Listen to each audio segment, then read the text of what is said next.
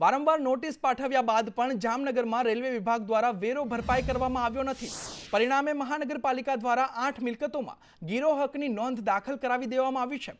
મહાનગરપાલિકા દ્વારા રેલ વિભાગને નોટિસ આપીને જણાવવામાં આવ્યું હતું, છતાં પણ વેરો ભરવામાં આવ્યો નથી. તેથી 10 મિલકતોનો સાંકેતિક કબજો લઈ લીધો છે.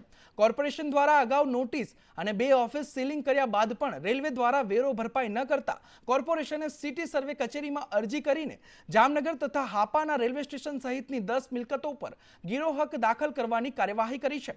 બેડેશ્વરમાં ઓપન પ્લોટ રૂપિયા 2.64 કરોડ, ગાંધીનગર રેલવે સ્ટેશન રૂપિયા 4.38 કરોડ, એરફોર્સ રોડ ઉપર 9 પ્લોટના રૂપિયા 14.95 કરોડ, એરફોર્સ રોડ પરના 3 પ્લોટ રૂપિયા 2.84 કરોડ, ઇજનેર બંગલો પીએન માર્ગ રૂપિયા 45.51 લાખ, ઇજનેર ઓફિસ પીએન માર્ગ રૂપિયા 15.27 લાખ, ઇજનેર ઓફિસ ઓપન પ્લોટ રૂપિયા 15.80 લાખ, ઇજનેર ઓફિસ ભીમવાસ 1.16 કરોડ, ઇજનેર ઓફિસ ભીમવાસ રૂપિયા 1.60 crore, Hapa railway station yard office રૂપિયા 7.39 કરોડની રકમ રેલવે તંત્રએ વેરા પેટે ભરવાની બાકી છે. રેલવે વિભાગ છે કે જેઓ દ્વારા સર્વિસ ચાર્જની રકમ ખાસા લાંબા સમયથી મહાનગરપાલિકામાં ભરપાઈ કરેલ નથી. ગત એપ્રિલની અંદર મહાનગરપાલિકા દ્વારા રેલવેની એક મિલકત છે એ સીલ કરવામાં આવેલી હતી અને સીલ થતાં જ તેઓના કુલ બાકી રકમ 40 કરોડ પૈકી 5 કરોડ રૂપિયાનું પાર્ટ પેમેન્ટ જે તે સમયે કરેલું અને 30/6 સુધીની અંદર બાકીની રકમ ભરપાઈ કરવા લેખિતમાં બાંહેધરી આપવામાં આવેલ. અન્ય સમાચાર પર નજર કરીએ તો સ્થાનિક સ્વરાજની ચૂંટણીને લઈ ખેડાના નગરજનોની સાથે સંદેશ ન્યૂઝની ટીમે ખાસ વાતચીત કરી છે, જેમાં નાગરિકોએ જણાવ્યું હતું કે છેલ્લા 1.5 વર્ષથી વહીવટદાર શાસન હોવાથી ભારે હાલાકીઓ પડી રહી છે, ત્યારે ઝડપથી ચૂંટણી થાય અને નવી બોડી રચાય તેવી સ્થાનિકોએ માંગ કરી છે. ખેડા નગરપાલિકાની વાત કરવા જઈ રહ્યા છે. ખેડા નગરપાલિકાની અંદર પણ છેલ્લા ઘણા લાંબા સમયથી વહીવટદારનું શાસન હોવાથી અનેક લોકોને પારાવાર તકલીફ અને મુશ્કેલીઓનો સામનો કરવો પડ્યો. સ્થાનિકો, કોર્પોરેટર આપણી પાસે ઘણા જોડાયા છે, તેમની સાથે સીધી વાત કરીએ. કેવા પ્રકારની મુશ્કેલીઓનો સામનો કર્યો તે આપણે જાણીએ. જી, પહેલા આપનું નામ ને પરિચય આપશો. દિનેશ રાઠોડ, ખેડા નગરપાલિકા પૂર્વ councillor, ward number 3. Dineshbhai, Kheda નગરપાલિકામાં કેટલા સમયથી વહીવટદારનું શાસન છે? પહેલા કેવા પ્રકારનું અહીંયા આગળ કામગીરી થતી હતી? વહીવટદારના શાસન દરમિયાનનો કેવો કામગીરી રહી, કેવો માહોલ રહ્યો, શું કહે છે? સ્વાભાવિક છે કે જ્યારે બોડી હોય એટલે એના પણ એક સ્વતંત્ર નિર્ણય રહેતા હોય છે. એટલે એ સ્પષ્ટ છે કે ચાલુ બોડીમાં કામ વધારે જ થાય. વહીવટદારના શાસનમાં અધિકારી ક્યારે નગરનો હોય નહીં, એટલે નગરની ચિંતા અધિકારીને ક્યારે હોય નહીં, એ પોતાનાને જ હોય. એટલે સ્વાભાવિક દ્રષ્ટિએ વહીવટદારના શાસનમાં તો ખૂબ તકલીફો પડી છે, પરંતુ સાથે સાથે વખાણ કરવાની વાત નથી. આ સમયગાળામાં એક પરીક્ષા પણ કહી શકાય. જે કાઉન્સિલરોને ફરી પણ આ ઇલેક્શનમાં જીતવું છે એની માટે સતત એ વિસ્તારમાં કાર્યરત હું પણ મેં પ્રયત્ન કર્યો છે અને મારી સાથે ભારતીય જનતા પાર્ટી સંગઠન અને માનનીય ધારાસભ્ય શ્રી કલ્પેશભાઈએ પણ ખૂબ ચિંતા કરી છે અને વહીવટદારના શાસનમાં પણ પ્રજાનું કામ કેવી રીતે સરળ થઈ શકે એવો સતત પ્રયત્ન કર્યો છે. કાસમભાઈ, તમે અહીંયાના સ્થાનિક છો, વહીવટદારના શાસન દરમિયાન શું તકલીફો પડી તમને? અહીંયા કોઈ પણ કામ માટે આવીએ તો કોઈ હાજર હોય ને બીજે ધક્કો મારે. જ્યારે હું મારા કામ માટે આવતો હતો એક દબાણ હશે તો મારી પાસે રૂપાણી સાહેબના, કલેક્ટર સાહેબના, બધા સાહેબોના લેટરો ને જોબો આવેલા, છતાં હું અહીંયા આવું તો ચીફ ઓફિસર હોય નહીં તો કે બારેજા જાઓ, બારેજા જાઉં તો કે તમારે મહેમદાદ જવાનું. હું ધક્કા ખાઈને થાકી ગયો. આજે ઘણા એવા કાઉન્સિલરો ચૂંટાયેલા છે જેના પત્ની એમના ઘરવાળા અહીંયા વહીવટ કરીને 2019ની 2015ની એન્ટ્રીઓ પાડી અને આકરણીઓ કાઢી આલેલી છે. જે સગા સંબંધીઓ છે, જે 4-4, 5-5 દુકાનો છે, જે પોતાના સગાઓના જે કાઉન્સિલરો છે એમણે પણ પોતાએ દુકાનો બાંધેલી છે. અને અત્યારે હું છેલ્લા 2017થી આ ફાઇલ લઈને ફર્યા કરું છું.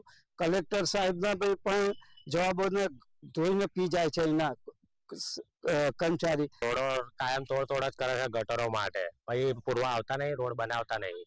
એવો ને એવો હજી રોડ પડ્યો છે મારા ઘરની બાજુમાં, બહાર રોડ પર, ગામમાં બધે એવું જ છે. તો જે રીતે આપણે સાંભળ્યું કે આ તમામ લોકો જે હતા એ લોકો પોતાની વેદના કહી રહ્યા છે કે વહીવટદારના શાસન દરમિયાન કોઈ પણ જે અધિકારી છે તે અધિકારીના શાસનમાં તેમના કોઈ જ કામ થયા નથી. જ્યારે તેઓ પોતાનું કામ લઈને આવે ત્યારે આમથી તેમ તેઓને ધક્કા જ ખવડાવતા હતા, પરંતુ તેમને જે કામ થવું જોઈએ, સંતોષકારક કામ થવું જોઈએ, સંતોષ મળવો જોઈએ, તે મળ્યો નથી. હવે ચૂંટણી આવી ગઈ છે અને હવે ચૂંટાયેલી જે બોડી છે તે પ્રતિનિધિત્વ કરશે. આગામી સમયમાં કેવા પ્રકારનો માહોલ રહેશે તે હવે જોવાનું રહેશે. કરુણેશ પંચવટી, સંદેશ ન્યૂઝ, ખેડા. તો વાત પાટણની કરીએ તો વિવાદોમાં ઘેરાયેલી રહેતી પાટણની હેમચંદ્રાચાર્ય ઉત્તર ગુજરાત યુનિવર્સિટીનો વધુ એક છબરડો સામે આવ્યો છે. યુનિવર્સિટી દ્વારા વિદ્યાર્થીના ડિગ્રી સર્ટિફિકેટમાં નામમાં છબરડો કર્યા હોવાનું સામે આવ્યું છે. HNGUમાં અભ્યાસ કરતા કીર્તિભાઈ નામના વિદ્યાર્થીનું ડિગ્રી સર્ટિફિકેટ કિરીટભાઈ નામનું આવ્યું છે. જોકે તેમણે નામની ભૂલ સુધારો કરવા માટે અરજી સાથે ફી પણ ભરી દીધી છે. તેમ છતાં તેમને નામ સુધારા સાથેનું ડિગ્રી સર્ટિફિકેટ મળ્યું નથી. વિદ્યાર્થીએ ફી ભર્યાને પણ મહિનાથી વધુ સમય વીતી ગયો હોવા છતાં તેની સમસ્યા જેમની તેમ છે. ડિગ્રી સર્ટિફિકેટ માટે આ વિદ્યાર્થીએ યુનિવર્સિટીમાં અનેક ધક્કાઓ ખાધા હોવાનું પણ સામે આવ્યું છે, છતાં પણ તેમની સમસ્યાનું નિરાકરણ નથી આવ્યું. સદર વિદ્યાર્થી દ્વારા 2009ની અંદર LLB પાસ કરેલું છે, જેની ડિગ્રી સર્ટિફિકેટ જે તે વખતે યુનિવર્સિટી દ્વારા પ્રિન્ટ કરીને તેમના ઘરના એડ્રેસ ઉપર મોકલી દીધેલું હોય. અત્યારે હાલ જે એમને ડિગ્રી સર્ટિફિકેટ રજૂ કરેલું છે તે તેમણે 2021ની અંદર ડુપ્લિકેટ કરાવેલું છે, જેની અંદર એ જે તે વખતે બહારની એજન્સી દ્વારા ટેન્ડરથી ડિગ્રી સર્ટિફિકેટ છપાવવાની કામગીરી થતી હતી. તો એ વખતે એજન્સી દ્વારા નામની અંદર કીર્તિભાઈની જગ્યાએ કિરીટભાઈ થઈ ગયેલું દેખાઈ રહ્યું છે હાલ. અનેકવાર વિવાદોમાં રહેલી પાટણની HNGU ફરીથી એકવાર વિવાદમાં સામે આવી છે. વાત કરીએ એક સ્ટુડન્ટની કે જેને પ્રથમ, દ્વિતીય અને 3 વર્ષના જે માર્કશીટ હોય છે, તે માર્કશીટના અંદર જે નામ હોય છે તે સાચું હોય છે, પરંતુ ત્યારબાદ જે અભ્યાસ કર્યા બાદ ડિગ્રી સર્ટિફિકેટ મળે છે તે ડિગ્રી સર્ટિફિકેટના અંદર એક નાનકડી ભૂલના કારણે તે આગળની કારકિર્દી તેની અટકી રહી છે અને 1 મહિના સુધી તેને અરજી પણ કરી છે, ફી પણ ભરી છે, તેમ છતાં પણ હજી સુધી તે કામ ટલ્લે ચડ્યું છે. આગળની કારકિર્દી માટે કરીને HNGU દ્વારા તેમને ડિગ્રી સર્ટિફિકેટ સુધારા સાથે આપવા માટે હજી કોઈ પણ જાતના પ્રયાસ કરવામાં આવ્યા નથી. વારંવાર જે રીતના એક બાદ એક ક્ષતિઓ સામે આવી છે, ક્યાંક ને ક્યાંક આ HNGU માટે કલંકિત કહેવાય. યશવંત પટેલ, સંદેશ ન્યૂઝ, પાટણ. તો આ તરફ જૂનાગઢ જિલ્લાના મહાનગરપાલિકા સહિત અન્ય 6 નગરપાલિકાઓની ચૂંટણીને લઈને કલેક્ટર કચેરીએ મીટિંગ યોજાઈ હતી. જિલ્લા કલેક્ટર અને ચૂંટણી અધિકારી અનિલ રાણાવસિયાની અધ્યક્ષતામાં આ બેઠક મળી હતી, જેમાં તમામ નગરપાલિકાના ચીફ ઓફિસર, તાલુકા વિકાસ અધિકારી અને કર્મચારીઓ સાથે ચૂંટણી વ્યવસ્થાને લઈ ચર્ચાઓ કરવામાં આવી હતી. જૂનાગઢ જિલ્લાની 6 નગરપાલિકા 60 વોર્ડ છે, જેમાં 153 મતદાન મથકો અંગેની માહિતીઓ અંગે ચર્ચા થઈ હતી. તો જૂનાગઢ મહાનગરપાલિકાના 15 વોર્ડમાં 287 મતદાન મથકો છે, તે અંગે પણ ચર્ચા કરવામાં આવી હતી. મહાનગરપાલિકા અને કેશોદ નગરપાલિકા સિવાયની બાકીની 6 નગરપાલિકાઓ અને વંથલી તાલુકાની કણજા તાલુકા પંચાયતની અને જૂનાગઢ ગ્રામ્યની પલાસવા, આ 2 તાલુકા પંચાયતની સીટોનું પેટા ચૂંટણી એમ કરીને ટોટલી 6 ને 2 8 9 સ્થાનિક સ્વરાજ્યની સંસ્થાઓમાં ચૂંટણીનું આપણે આયોજન કરવાનું થાય છે. આજે એ માટે તમામ નોડલ અધિકારીશ્રીઓ, ચૂંટણી અધિકારીશ્રી કે આખી ચૂંટણી પ્રક્રિયા જે ઉમેદવારી ફોર્મ ભરવાની ચૂંટણીની નોટિસથી શરૂ થશે. અન્ય સમાચાર પર નજર કરીએ તો અનંત અંબાણીએ ભગવાન દ્વારકાધીશના દર્શન કર્યા. અનંત અંબાણીએ દ્વારકાધીશ મંદિરે શીશ ઝુકાવ્યું, ભગવાનની પૂજા અર્ચના કરી આશીર્વાદ પણ મેળવ્યા. અનંત અંબાણીએ દ્વારકાધીશ મંદિરે શીશ ઝુકાવ્યું છે. તેઓ દ્વારકાધીશ મંદિરે પહોંચ્યા અને ભગવાનની પૂજા અર્ચના પણ કરી અને સાથે જ દ્વારકાધીશના આશીર્વાદ મેળવ્યા. અનંત અંબાણીના ભગવાન દ્વારકાધીશના દર્શન કરતા દ્રશ્યો સામે આવ્યા છે.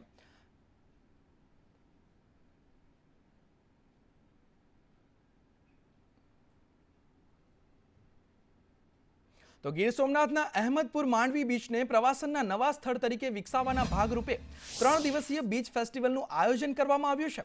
જિલ્લા વહીવટી તંત્ર દ્વારા ફેસ્ટિવલને લઈ તડામાર તૈયારીઓને આખરી ઓપ અપાયો છે. મહત્વનું છે કે તારીખ 24 થી 26 જાન્યુઆરી સુધી બીચ ફેસ્ટિવલ યોજવામાં આવશે, જેમાં live concert, laser show, water sport activity પ્રવાસીઓ માણી શકશે. દાદા, શું કહેશો, આ ફેસ્ટિવલ કઈ રીતે મૂલવો છો? સાહેબ, પ્રથમવાર આ પ્રકારનો ગુજરાત રાજ્ય સરકારના પ્રવાસન નિગમ તરફથી યોજાઈ રહ્યો છે. 3 દિવસનો ભરચક કાર્યક્રમ છે. માણવા જેવા કાર્યક્રમો છે. આ વિસ્તારના નહીં પણ ગુજરાતના શ્રેષ્ઠ કલાવૃંદો અહીં પરફોર્મ કરવાના છે. અને પહેલીવાર ગુજરાતની અંદર ટેબલો જે છે એ જમીન ઉપર નહીં પણ દરિયામાં બોટની અંદર ટેબલો બનાવીને અમે રજૂ કરવાના છે. મહિલા આર્ટ્સ એન્ડ કોમર્સ કોલેજ અને અમારી દીકરીઓ દ્વારા સરસ મજાનો આપણો સમૃદ્ધ વારસો, આપણું ગીર જે છે એ લઈને આવી રહી છે. દીકરીઓએ ખૂબ મહેનત કરી જે છે, ગામડે ગામડે જઈને ઓરિજિનલ અવાજો જે છે રેકોર્ડ કર્યા છે. આખી ગીરની સંસ્કૃતિ જે છે એમાં ગીરના વલોણા હશે, ગીરના સિંહ હશે. માછીમાર સમાજની કૃતિ માટે અમને લોકોને બી આ વખતે તક મળી છે. તો અમારી દીકરીઓ જે છે એ પરંપરાગત જે માછીમારી છે, અમારા જે વૈદિક અમારા જે સાંસ્કૃતિક ગીતો છે અમારા, જેના ઉપર ઘણા કવિઓએ અમારા માછીમારો ઉપર જે કથાઓ લખી છે, આજે એ પ્રસ્તુત કરવાના છે. આજે એનો ડેમો છે અને 25 તારીખે અમે અમારી દીકરીઓ અહીંયા પ્રસ્તુતિ કરવાની છે. રાકેશ આહિર, સંદેશ ન્યૂઝ, ગીર સોમનાથ.